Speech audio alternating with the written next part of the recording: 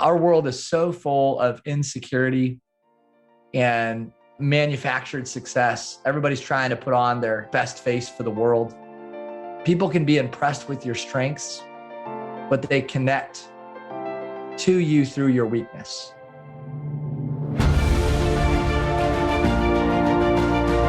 Hello and welcome to the Daily Helping with Dr. Richard Schuster. Food for the brain, knowledge from the experts, tools to win at life. I'm your host, Dr. Richard. Whoever you are, wherever you're from, and whatever you do, this is the show that is going to help you become the best version of yourself. Each episode, you will hear from some of the most amazing, talented, and successful people on the planet who followed their passions and strive to help others. Join our movement to get 1 million people each day to commit acts of kindness for others. Together, we're going to make the world a better place. Are you ready? Because it's time for your Daily Helping. Thanks for tuning into this episode of the Daily Helping Podcast. I'm your host, Dr. Richard, and we have a brilliant and awesome guest to share with you today. His name is Jordan Montgomery, and he is the owner of Montgomery Companies. He's highly recognized and regarded for his performance coaching, keynote speaking, and he talks to top business execs, sales organizations, and entrepreneurs. He's a man of humble beginnings, which we're going to talk to, from small town Iowa to being a dominant force in the performance coaching industry. He has shared the stage with professional athletes, people like Aeneas Williams, luminaries like Rory Vaden, Ron White, David Akers, Elizabeth Smart, and Tom Ferry. There's so much we're going to talk about. You're going to get so much out of this. Jordan, welcome to the Daily Helping. It is awesome to have you here. Hey, Dr. Richard, thank you for having me. It's an honor to be with you. I know that we share many mutual friends in common, and we also share a lot of similar interests. And so I'm confident we'll have a great discussion today. It's an honor to be with you. I appreciate that. I know that we will. And what I want to do first, I love to do this because I love to find out what makes people tick. Let's jump into the Jordan Montgomery time machine here a little bit and share with us your superhero origin story. What put you on the path that you are on today? Well, that's a great question, and ultimately probably have a loaded answer. But the short answer is setback. I think so many times people can be impressed with our strengths, but they connect to us through a weakness. And I've just learned that in sharing my story, putting the hard stuff on display typically works. And it's what's most real, most authentic. But before I talk about the hard stuff, I'll talk about the good stuff. So I went to the University of Iowa, as you know, go Hawks. I had a career in the financial services business. I was really fortunate to grow a great business at a really young age. And it was sort of the classic story of hard work meets opportunity. So I worked the long hours, long days, had some good mentors. I was 27 years old, and I was unexpectedly fired from my job. And so I made a couple mistakes. I was sort of casual and careless. There was a team member that took a test on my behalf. I didn't report it like I should have. And so temporarily I got fired. And it all kind of worked out. The company brought me back, but for a 30-day window, I didn't know if I'd have my job back, and I lost 90% of my clientele, a lot of my revenue, my reputation suffered. And for a 27-year-old man that found all of his identity and his accomplishment and his achievement, it just hurt way worse than it ever should have. And so I started thinking more, Dr. Richard, about how I could use my gifts and what God put me on this earth to do. And I think it was to inspire people. I think it was to help people. But I think it was also to meet people in their brokenness and just be a light and an encouragement. So I had a mentor by the name of Ben Newman in that season who just said, hey, I think you should do some of what I do. And he was really helpful in helping me create a path. There's another guy by the name of John Wright Sr., and they were working with professional athletes and high-level executives. And I sort of looked at what they did and the impact of the work. And I thought, I think I could do that too. So I opened a business on the side in tandem with my financial planning business. It was never meant to be a full-time business. But God opened doors. It grew rapidly. I fell in love with the work. And one day I looked at my wife and I said, I think we can do this full time. And today we've got a full scale coaching and consulting firm. We work with thousands of entrepreneur sales people and athletes from around the country. I've got a team of 10 coaching partners. My wife runs the business. I run my mouth. Kind of works out. And God's just blessed our path. And we're really fortunate to do the work that we get to do. I love that. And I hear this theme so often with people that there's something that happens. They get fired and now they've got no choice. The burners to your feet, so to speak. And it's interesting because so many of us get trapped in this secure job where we're doing what we think we're supposed to be doing and we're earning good money. And all of a sudden, everything that brings us is gone. But in that space, you have this opportunity to create, to really see, what am I passionate about? What am I good at? And now you, these years later, have leveraged those things into one of the top consulting firms in the country, which is pretty amazing. So let's jump forward a little bit. So you've got this consultancy, you're doing your thing. What are some of the things, and I know that you speak quite a lot towards leadership and entrepreneurship, but there's a lot of other components that go into being successful that anybody can take from this, whether they own a business or not. So share with us some of the key things that you engage with your clients on, that you talk about from the stage. Let's start there. Yeah, we've really developed a love for the science of human connection, what creates real connection. And furthermore, I think communication, the art of effective communication, how people receive you, how they experience you. And we spend a lot of time on that, specifically with business owners, salespeople, but now with athletes and coaches and in the world of sports. And so we always remind our clients that whether you're in the real estate business, the mortgage lending business, you're in the sports world, you're in the financial planning world, like you are in the human connection business first. And so understanding how to read people, how to build authentic relationships, building trust and rapport, communicating at a high level, being receptive to feedback, working on a team. That's really at the core of our work. And so we love going deep with people on what makes them great at connecting with other people. Well, I love that. And I want to spend a little bit of time on relationships because, the science around this is very clear. We know people that have stronger relationships, not only just in a professional setting, but in their personal life. They have a higher degree of fulfillment. They're actually healthier. They actually have higher immune systems and they recover more quickly from illnesses. So it's really important that you have these good relationships. So talk us through some of the key things about how to build, how to establish those relationships. And then I'm going to talk about how to maintain them. Yeah, I think it starts with two things: asking questions and adding value. It was Dale Carnegie that first said a person's favorite sound is their own name and their favorite topic is themselves. And it's not just asking questions, it's asking good questions. It's soliciting an answer that engages people in meaningful discussion. And it's also about allowing people to think and to dream and to make their mind work. And so we talk a lot about open-ended questions, not just asking about their story or their background, but like, hey, how has failure shaped your life? What's the greatest lesson that you've ever learned? What are you learning right now? What have you done that I should do? What have you read that I should read? How can I add value to you? So I think engaging people, Dr. Richard, in a way that makes them think and engages them in interesting and meaningful discussion. I think there's an art to that. And at the end of the day, people just want to talk about themselves. They want somebody to ask questions. And I think everybody likes, sharing their story or sharing their thoughts, sharing what's on their mind. Our most basic human need is the need to be known. It's the need to be seen. And so I think when you can approach somebody and say through your actions, I see you and you matter, and make them feel that way through the questions that you ask, it's critically important. And then I think from there, it's understanding how you add value in their world. And there's a number of different things that we could talk about and principles that we activate with the people that we coach in terms of adding value. Some of that is the questions that you ask. Sometimes you add value just through asking questions, but you also add value when you give people your empathy, your time, your counsel, your connections, making introductions, inviting them to an event, reaching out when it's unexpected. I think just encouraging the heart. If you learn to encourage people, you'll always have a crowd. And so those are some of the things that we're talking about with our clients today.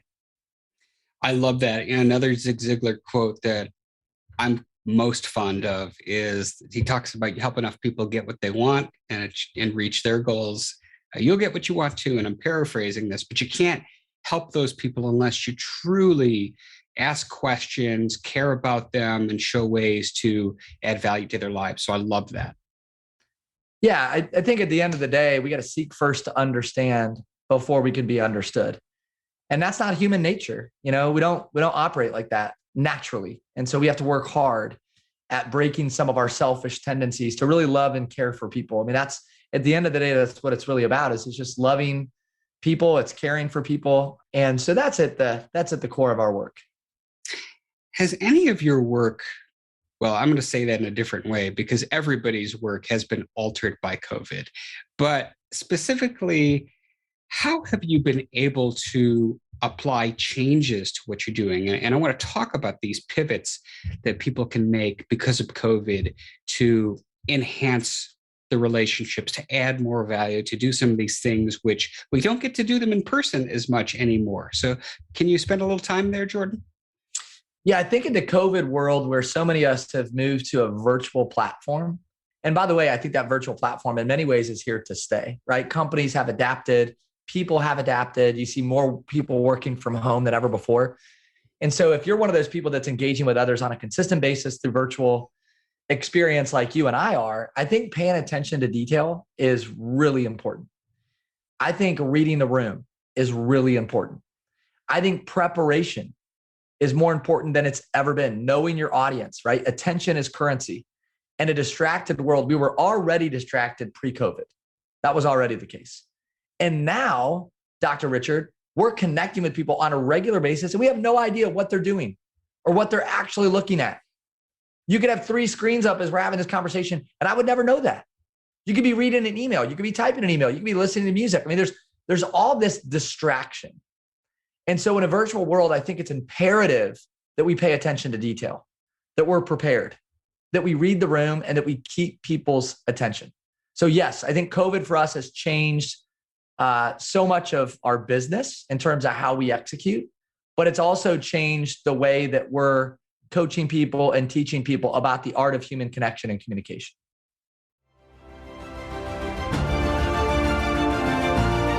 Hey guys, Dr. Richard here. For the past 7 years, I've been privileged to bring you incredible guests who are changing the world and can help you become the best version of yourself.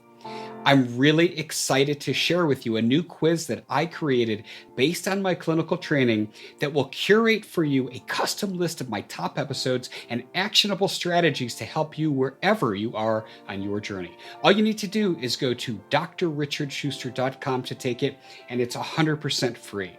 You'll be taking the next step on the journey to unlocking the power of you, and I can't wait to see where you'll go.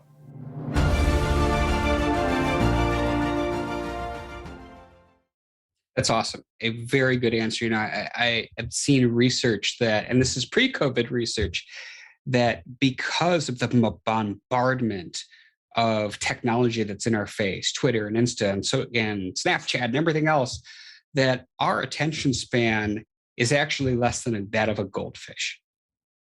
It's true. And that was before COVID. And that was before we had 40 screens open and listening to music and sending emails and doing everything else. So I love that you highlighted that.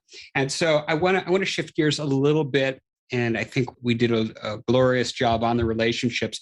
Talk about some of the other essential components. I know leadership is huge for what you teach. And again, leadership is critical, whether you own a business, whether you're a dad, whatever you do, leadership skills matter in life. So talk to us about your expertise there and how people can apply some of that. Well, we try to challenge just the common person, the average person, maybe even the beginner around their definition of leadership. Because we believe that leadership is influence. And that's John Maxwell's definition. We subscribe to that leadership is influence, nothing more, nothing less. So if you've got influence over any group of people, your family, your friends, your community, at the workplace, you are by definition a leader. And I think there's a few things about leadership, a few myths that get tossed around a lot. And we want to debunk those myths. The first is that you have to be in charge to lead. It's one of the biggest lies about leadership. You don't have to be in charge to lead. And in the old days, you had to have positional power to lead. But in today's world, it's really all about personal power. And when you have personal power, you can lead from anywhere. And you can lead regardless of your title, your tenure, your experience. And I think the really great organizations that are moving the needle, that are inclusive and fun to work for, where they're driving results and creating a world-class culture, they've got a lot of early stage members of their team that are leading up. And so your organization will never be what it could be if you don't have honest and upward communication. And we're wanting to empower companies and early stage team members to lead up through personal power. So it begs the question, how do you get personal power? Well, you get personal power by following through, by taking initiative, by honoring other team members. You know, it's been said, if you consistently do what others won't do, you'll eventually have influence that others don't have. And so we want to change the way that companies, corporations, and organizations are viewing the topic of leadership. And, you know, one of the narratives that we spin often, Dr. Richard, is that the first step in becoming a great leader is becoming a great follower. We've got so many people that are so focused on leading that they forget about following. And it's like, look, if you want to be a great leader, you got to follow. You got to be open-minded. You have to listen well. You have to take instruction. You have to learn to be a part of the team. And so I say that, and, you know, the bigwig CEO has been there for 30 years, goes, yeah, you know, back in my day, I followed really well. And that's how I got started. It's like, no, dude, I'm talking to you. Like, if you want to go to your next level of leadership, you still have to follow. And you know what? That's not just following people that are more experienced than you. It's actually following your new hires. It's actually honoring your new people because they have a perspective that you don't have, and you can learn from them. And I think when a CEO takes that framework to the topic of leadership, the entire organization changes. I work with a CEO right now, really abundant guy, open-minded guy, brilliant, very talented. And we're fortunate to coach this guy. One thing that I've noticed that he says to his new hires is he says, I can't wait to learn from you. And he empowers them. He makes them feel important and special. And he doesn't just say it because it sounds good. He means it. Like, he really means that. Like, he knows that he stands to learn something from his new hires. And he would say something like this: your position, the seat that you sit on, determines what you see. Your perspective is different based on where you sit, and different is valuable. And I want to know what you see because I don't see it. And I'm removed from being a new hire.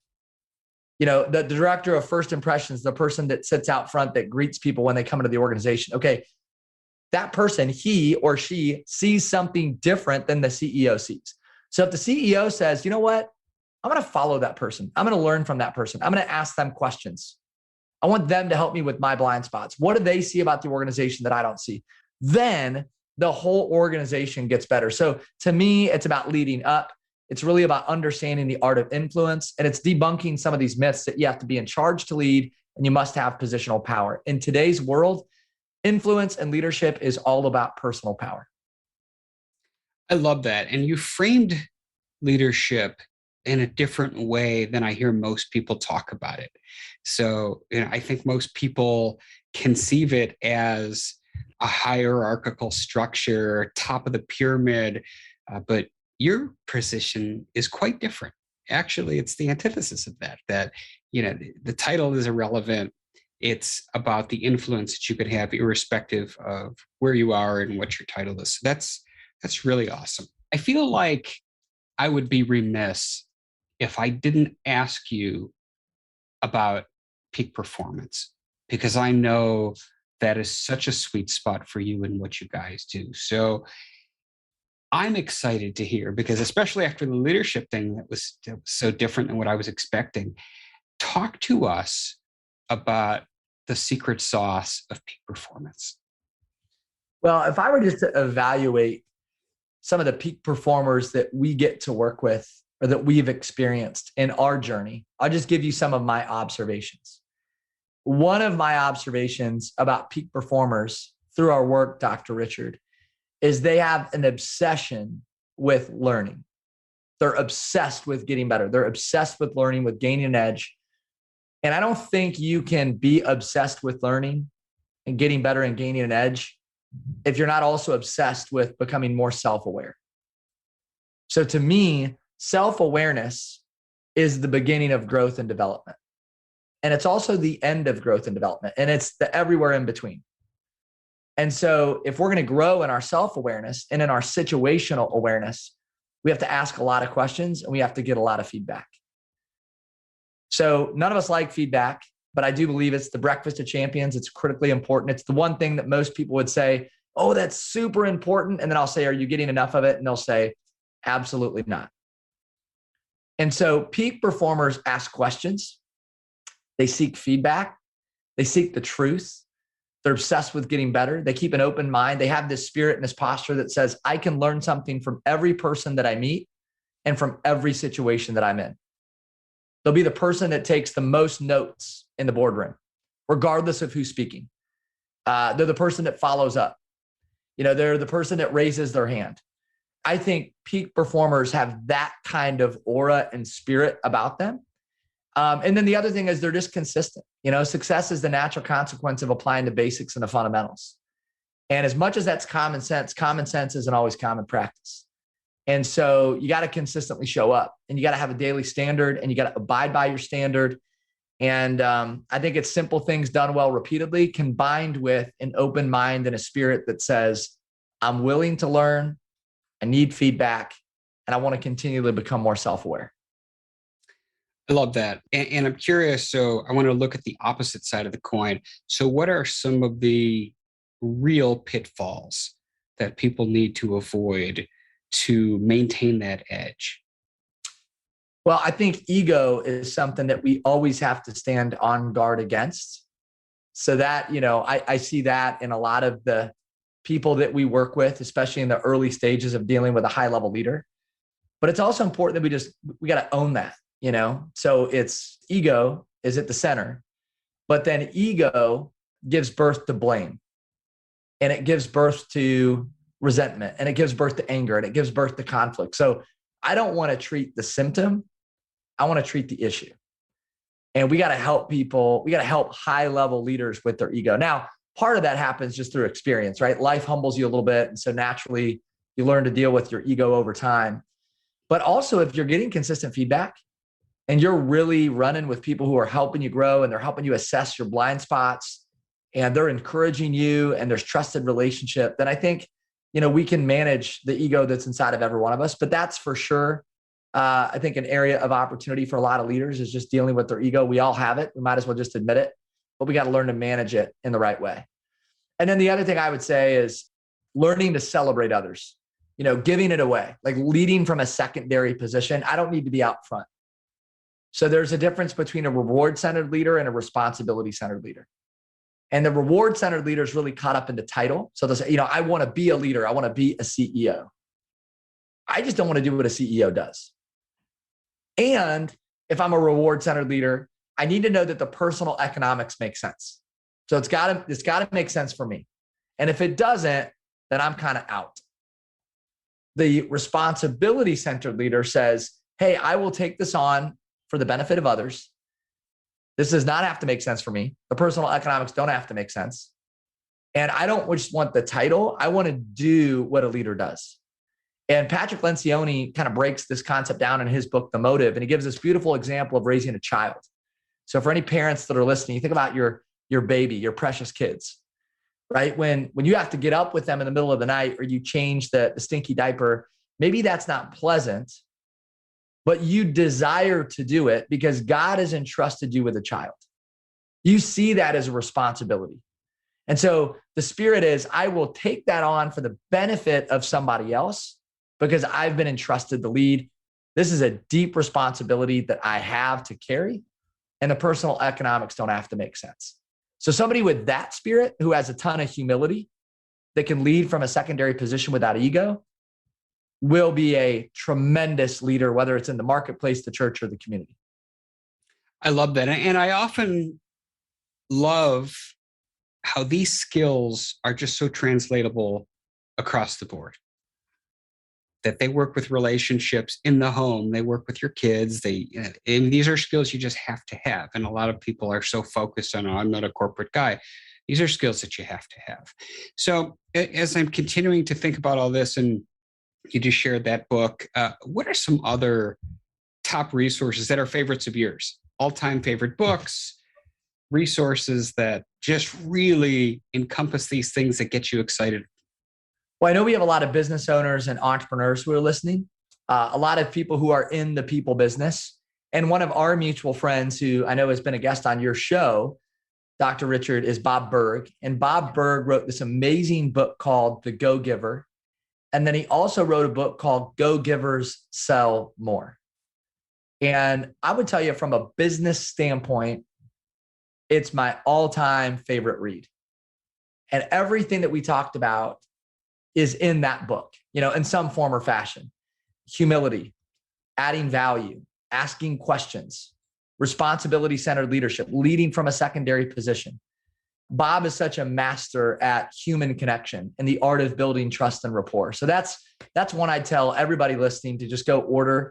If you're in the people business, if you're a business owner, if you're in the relationship business, I'm assuming that's 95% of people listening, go order The Go Giver, order Go Givers Sell More. Those two books are phenomenal. And then I've just always been a John Maxwell fan. Part of the reason that I love Maxwell is he's really simple. Like he speaks in a language that everybody can understand. Anything from John Maxwell on the topic of leadership is usually pretty solid. So as far as a couple recommended resources or reads, go there. And then the last thing I'll say is this, Dr. Richard, and I want to give you a shout out. You've had some incredible guests on your show. Follow this podcast, tune back in, continue to dial in, follow the podcast, follow Dr. Richard on social media, and figure out who you want to follow on social media. It can be just this incredible tool if you use it the right way. And some of my favorite follows on social media right now, Jim Quick, John Gordon, Ed Milet, Brene Brown, Simon Sinek. There's just so many wonderful people. Liz Bohannon, I could go on and on. Just so many wonderful people in the world today that are doing huge things on social media. And let's use it as a tool. I know a lot of people want to bag social media for what it isn't. It can become this huge distraction, but it can also be this incredible asset. Yeah, you can't throw out the baby with the bathwater for that. There is certainly good. And you mentioned podcasts, and I certainly want to give you a chance to talk about your own. So I know you've got a show. Tell us about that.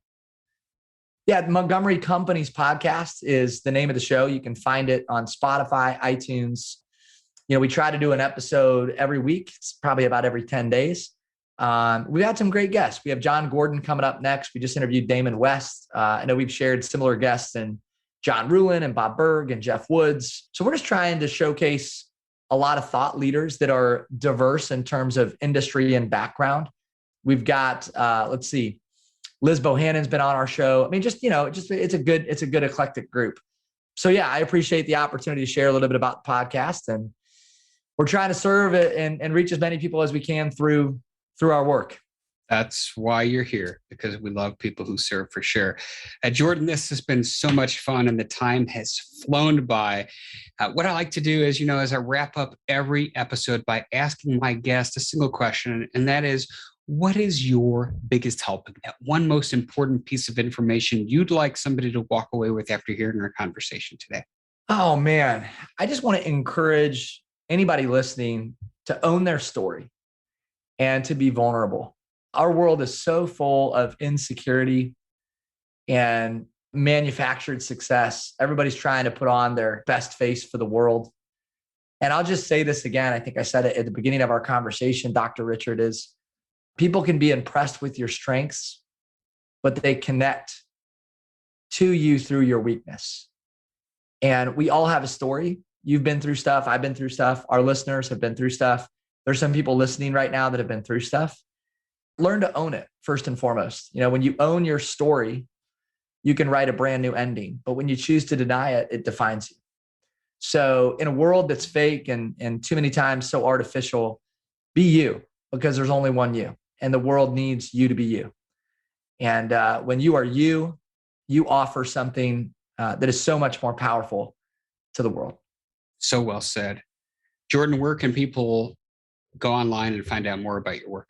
Yeah, our website is montgomerycompanies.com. Probably most active on Instagram, Facebook, LinkedIn, Twitter. We'd love to engage with anybody listening on those social media platforms. So send me a message. I'll hit you a message back. Let's connect.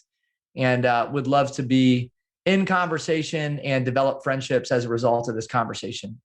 And let me just say this one last thing, Dr. Richard, before we sign off. I appreciate the questions that you ask.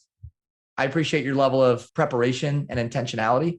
And there's a reason that you've got a top rated show and so many great guests are spending time with you. You're great at this craft. And so I just want to encourage you to keep going, keep leading. And again, man, thanks for taking the time to share this conversation with me. And thank you so much for your kind words. I loved our conversation today, and I hope everybody who's listening to this got a lot out of it as well. I'm sure that they will. And each and every one of you as well who chose to listen to this, you chose to take time out of your day to spend with us. And I appreciate that. So thank you for listening. If you like what you heard, go give us a follow on Apple Podcasts and leave us a 5-star review, because that is what helps other people find the show. But most importantly, go out there today and do something nice for somebody else, even if you don't know who they are, and post it on your social media using the hashtag #MyDailyHelping, because the happiest people are those that help others.